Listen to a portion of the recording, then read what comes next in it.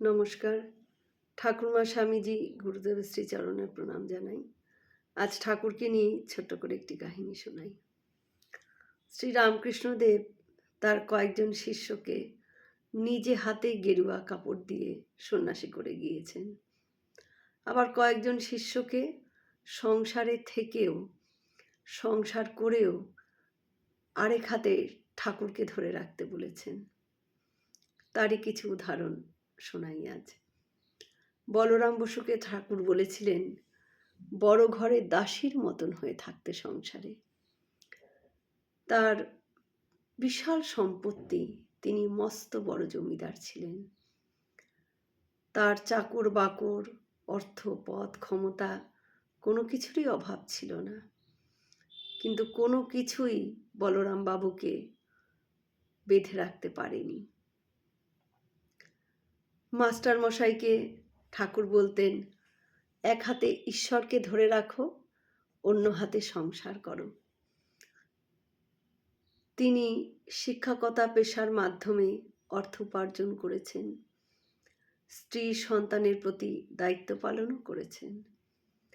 আর এই সাথেই ঠাকুরের বাণী প্রচার, বহু ছাত্রকে অনুপ্রাণিত করা, আধ্যাত্মিক পথে মানুষকে শান্তি দেওয়া ও শান্তির পথ দেখানো। রামকৃষ্ণ আন্দোলনে যুক্ত থেকেছেন, শ্রী শ্রী মার কাছে বহু মানুষকেও নিয়ে গেছেন। তিনি দেখিয়েছেন কিভাবে সংসারের দায়িত্ব পালন করেও আধ্যাত্মিক আন্দোলনে সক্রিয় থাকা যায়।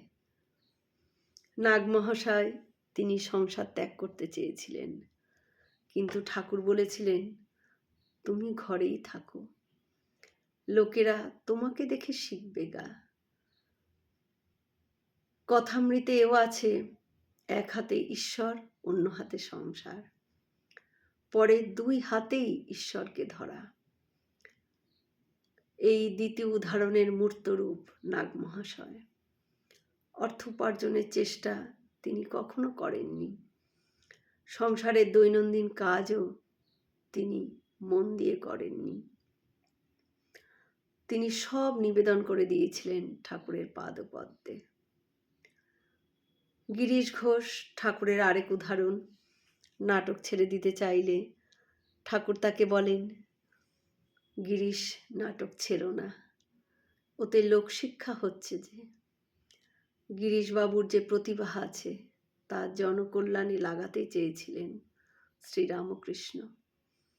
শুধু ঈশ্বর উপাসনা ও সাংসারিক দায়িত্ব পালনে সীমিত না থেকে নিজের দক্ষতাকে মানব কল্যাণে লাগানো, মানুষের সেবা করা, এভাবেও ঈশ্বরের উপাসনা হয়।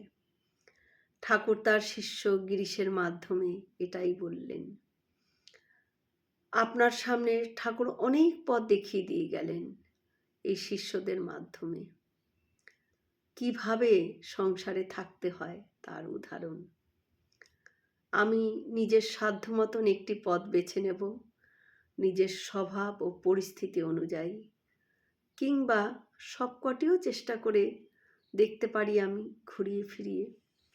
ঠাকুর বলতেন, একঘেয়ে হোসনি, আপনার সংসার জীবন এইভাবেই তখন দেখা যাবে বৈচিত্র্যময় হয়ে উঠবে, আনন্দে ভরে উঠবে। জয় শ্রী রামকৃষ্ণ। আমরা সকলে মিলে একসাথে বলি, জয় মহামায় কি জয়, জয় ভগবান শ্রী শ্রী রামকৃষ্ণ দেব কি জয়, জয় স্বামীজি মহারাজজি কি জয়। হয়তো অনেক ভুলই করলাম, ঠাকুর যেন আমায় ক্ষমা করে দেন। সকলে সুস্থ থাকবেন, ভালো থাকবেন। ঠাকুর মায়ের কৃপা দৃষ্টি সকলের ওপর বর্ষিত হোক। শুভরাত্রি।